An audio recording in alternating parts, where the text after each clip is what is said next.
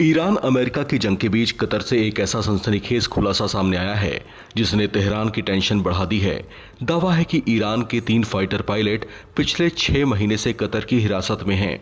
यानी जिन पायलटों को ईरान ने अपने मिशन पर भेजा था उनके बारे में अब खुद तेहरान को रेड क्रॉस के दरवाजे पर दस्तक देनी पड़ रही है। सवाल सीधा है, क्या अमेरिका के अल उदीद एयरबेस पर हमला करने पहुंची ईरानी पायलट कतर में फंस गए? क्या उन्हें जिंदा पकड़ लिया गया था? और आखिर 6 महीने तक इस पूरे मामले को दुनिया से क्यों छिपाया गया?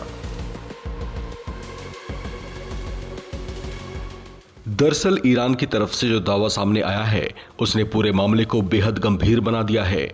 ईरानी आर्म्ड फोर्सेस जनरल स्टाफ के ब्रिगेडियर जनरल मोहम्मद बाकर जादेह ने international committee of the red cross society यानी ICRC के अध्यक्ष मिर्जना स्पोल्जारिक एगर को पत्र लिखकर इन पायलटों को लेकर तत्काल कार्रवाई की मांग की है। यानी तेहरान अब सीधे अंतर्राष्ट्रीय मानवीय संगठन से मदद मांग रहा है।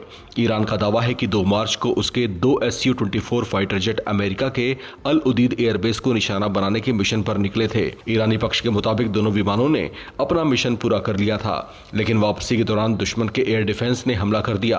हालात बिगड़े तो पायलटों को विमान से इजेक्ट करना पड़ा। इसके बाद कहानी और खतरनाक हो जाती है। ईरान के मुताबिक कुल 4 पायलटों में से एक की मौत हो गई, जबकि जवाद सालेही, अब्दुल मजीद दश्तियान और ओमरान बेहरावेशियन लापता हो गए।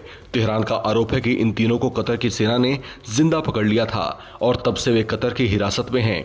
सोचिए, अगर ईरान का दावा सही है तो अमेरिका के बेहद महत्वपूर्ण सैन्य अड्डे पर हमले के मिशन से लौटे 3 ईरानी पायलट सीधे कतर के कब्जे में पहुंच गए। यही वजह है कि अब तेहरान इन पायलटों की सुरक्षा और रिहाई को लेकर इंटरनेशनल रेड क्रॉस सोसाइटी से गुहार लगा रहा है। लेकिन कतर ने ईरान के इस दावे को सीधे सीधे खारिज कर दिया है। कतर के विदेश मंत्रालय का कहना है कि मार्च में ईरानी पायलटों ने उनके हवाई क्षेत्र का उल्लंघन किया था।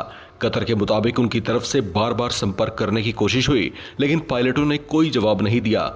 और अब कतर ने एक और बड़ा दावा किया है। दोहा का कहना है कि सर्च एंड रेस्क्यू टीम ने बाद में एक पायलट का शव बरामद किया था। कतर के मुताबिक उसके शव वापस करने के लिए ईरान से संपर्क भी किया गया, लेकिन ऑपरेशन की जानकारी की समीक्षा के लिए दिए गए निमंत्रण पर तेहरान ने अभी तक कोई जवाब नहीं दिया है। यानी इस पूरे मामले में ईरान का दावा एक तरफ है और कतर का जवाब दूसरी तरफ।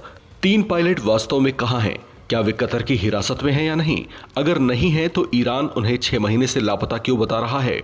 और अगर तेहरान का दावा सही है तो कतर उन्हें सार्वजनिक तौर पर सामने क्यों नहीं ला रहा? मिडिल ईस्ट में पहले ही अमेरिका और ईरान के बीच तनाव चरम पर है। ऐसे में 3 ईरानी पायलटों का यह रहस्य आने वाले दिनों में एक बड़े अंतर्राष्ट्रीय विवाद में बदल सकता है। अब नजर इस बात पर है कि रेड क्रॉस की अपील पर कतर क्या जवाब देता है और आखिर इन 3 ईरानी पायलटों की 6 महीने पुरानी कहानी का सच आखिर क्या है। इस खबर में फिलहाल इतना ही। बाकी अपडेट्स के लिए आप बने रहें नवभारत टाइम्स के साथ।